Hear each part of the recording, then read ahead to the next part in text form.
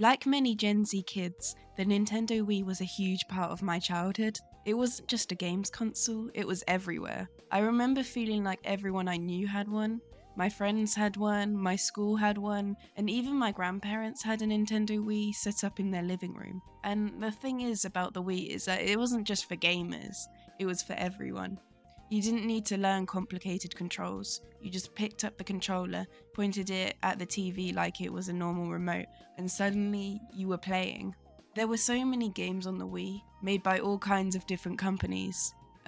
For the tisms like me, there was Sonic, and that's actually really funny. Every autistic person around my age that I know has unironically watched that video about the correlation between Sonic and autism, and I think every autistic person knows what I'm talking about. And I think that the algorithm can somehow tell who's on the spectrum, even before doctors can tell. Anyway, there were also other games too, obviously. Popular ones like Just Dance and other fitness type games where you're physically moving. There was Cooking Mama, there was Mario games, and the Wii seemed to have something for everyone. But I feel like there was always something special about the Wii branded games. They felt different and they felt more intentional, like they were designed specifically to show off what the console could do. There were obvious ones that everyone remembers, like Wii Sports and Wii Fit were big ones. They were games that have basically become synonymous with the console itself. And supposedly games like this were meant to help you become more active and healthy. Personally, I never played Wii Fit, but I have heard some more questionable things about it. And there were the stranger, less talked about ones. Wii Music, Wii Chess. Wii Chess, is probably more for like autistic people. Some people I know who have autism are like really creepily good at chess. But on the Wii, they weren't really perfect, but they were definitely still Wii games. But the game that mattered most to me, the one that I played more than anything else, was Wii Party. I remember Wii Party came packaged with my console alongside Wii Sports, which meant it was there right from the beginning. I didn't have to ask for it, I didn't have to save my money for it. It was just there, waiting. And because of that, it became part of the background of my childhood. It was the game you put on when you couldn't decide what else to play. The game you put on when you were trying to teach someone how to use the Wii. It was extremely elderly person friendly. And listen, rumor has it that old people love bingo. Do you know how much old people love bingo? Wii Party had bingo. And at that point, you don't even need to teach them how to play. They already know. They're actually teaching you how to play bingo on the Wii. Wii Party is one of those games where you can take the batteries out of one of the controllers and convince your younger sibling that they're playing, when actually it's just an NPC, which is honestly way easier than trying to explain a game they don't even understand and absolutely do not want to listen to you explain. I think everyone who has younger siblings has done this at some point. I've had a Wii for most of my life, and I have a brother who's 14 years old. And my Wii console is actually older than he is, and even now, years later, I still find myself coming back to it. So the question is, why? One of the big reasons I think that Wii Party works as well as it does is the way it uses Miis. Miis were fully customizable, which meant you could make a tiny version of yourself and then play an entire game as that character. That's already kind of ridiculous. It also made everything feel more personal. It wasn't just some random avatar winning or losing. It was you, or at least a very small, slightly unsettling version of you. I made my Wii when I was about 8 years old and just never updated it. So now whenever I play Wii Party, I'm kind of playing as my 8-year-old self. And that's really weirdly nostalgic, and it kind of feels like a little time capsule that just stays there on my Wii console. And of course, not all the Miis were serious. I, like many, made a load of joke characters. Ones that looked like aliens, really extreme versions of myself. I had attempts at making characters like Pikachu. There was also the classic hamburger Mii, which I feel like everyone made. The game would just treat it with complete seriousness. I did also go through a phase where I made Miis for my entire family, and occasionally, allegedly, I would make small changes to other people's Miis. So the next time they played, their character would suddenly be bald, or maybe they had a mustache, or both, which was always very funny, at least to me. What Wii Party does especially well is letting those Miis exist together. You're not just playing as them, they're constantly showing up in the background. In certain minigames, you'll see your custom Miis just there, watching and reacting and judging you. And they're your Miis, your weird creations, and your family members, standing next to generic pre-made Miis that the Nintendo included. And somehow, for these pre-made Miis, you just kind of started assigning personalities to those two, and they became reoccurring NPCs. You recognize them and you start rooting for them. Some of them showed up more constantly, and then some kind of barely appeared. And then there's Matt, who everyone knows for some reason. Using Mii's made Wii Party funnier. It made it more chaotic, and it also made it more emotional that it had any right to be. Because when your Mii loses, or celebrates, or gets eliminated in some unfair way, it just feels different. That feels personal at that point. And that's kind of the magic of it. Minigames in Wii Party are another huge reason why the game works as well as it does. On the surface, they seem like small, self-contained games, but they actually serve a lot of different purposes at the same time. First, there's variety. Not every minigame is asking the same thing from you. Some are purely funny, like the ones where you're trying to get a baby to stop crying, which for some reason I was weirdly good at. Others test memory, some require actual skill, and some are just completely down to chance. And I think that variety really matters because Wii Party isn't designed for one specific type of player, it's designed for groups, different ages, different abilities, different attention spans. And I was an oldest child, so I usually won the skill-based games.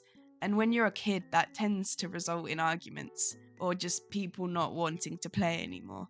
And the luck-based minigames helped to balance that out, and because of that, everyone had a chance at winning. Another big strength of the minigames is accessibility.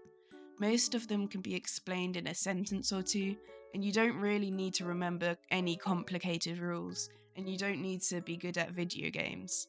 That makes them perfect for people who don't usually play games. Minigames also control the pacing of the game. They break up the board gameplay and stop things from feeling slow or repetitive. If someone's been doing badly, a minigame gives them a chance to catch up.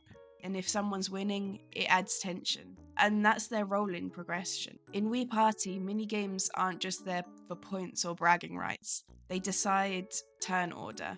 Whoever wins first place in a minigame gets to go first place in the main game of that round. And this creates little advantages and more momentum, and sometimes that's what makes things personal. There was one minigame in particular that always caused arguments in my household. The game was strategy steps. It's quite simple. You're trying to reach the top of some stairs by choosing how many steps to take. You can pick to take 1 step, 3 steps, or 5 steps. But unless you're the only person to choose that number, you don't move at all that round. So if someone, like my brother, chooses 5 every single time, you're forced into mind games. Either you copy him and both get stuck while someone else wins, or you don't and then he storms ahead. And with that, it stops being about the game. It becomes about the people playing it. That's really what the Wii Party minigames are for. They created arguments and they created jokes, and then they created memories that last longer than the game itself. They're not about being the best player in the room, they're about keeping everyone involved. Which honestly means that if you had undiagnosed ADHD, you actually stayed focused. There is also one more character that I think is a huge part of why Wii Party feels the way it does, and that's Party Phil. I didn't actually know that was his name until later on in my life. Party Phil isn't a playable character. He's not a me, he doesn't compete with you, he just exists, standing there, watching, explaining the rules, and then he's smiling in a way that somehow is both friendly and deeply unsettling. He's basically the host of Wii Party. The game never really lets you forget that someone's guiding you through it, and Party Phil tells you what's happening, keeps things moving, and reacts to what you do, whether you're winning, losing, or completely ruining the game for everyone else. And what's funny is that he's doing a job that doesn't actually need a character attached to it. The game could have just used menus and text, but instead it gives you Party Phil. And his presence makes Wii Party feels like a little weird game show. And there's something oddly comforting about that. He makes the game feel structured, especially if you're younger or playing with people who aren't used to video games. There's always someone telling you what to do next, and someone keeping things fair, someone making sure you don't get lost. At the same time, he's just strange enough to be memorable. Party Phil has that very specific Wii era energy, slightly uncanny and overly enthusiastic and completely sincere about it. He feels like the kind of character that could only exist in that exact moment of gaming history. And I think that's why people still remember him. He does have like a kind of voice, but he doesn't speak English. So he kind of has like an alien kind of language that he's just saying. He's just making noises, and even though he's not actually speaking, it is weirdly comforting to have him there. And you actually forget that he's not speaking English. He's not iconic because he's cool. He's iconic because he's familiar. Because he was always there, he feels inseparable from the experience of playing Wii Party itself. You don't just remember the games you're playing, you remember the experience.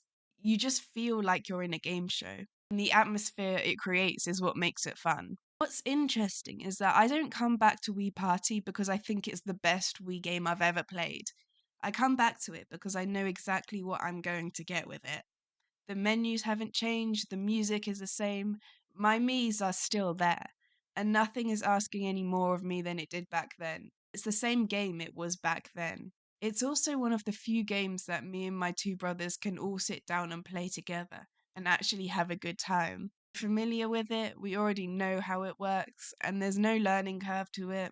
No one gets bored playing halfway through, but at the same time, it never feels predictable. Because of the luck factor and the variety in the mini games, you never really know who's going to win. I think this is a big reason why it's so replayable. Most other games we play, we all have our own unique strengths and weaknesses, and there are games where one person is just naturally better, and you know going into it that they're probably the person that's going to win.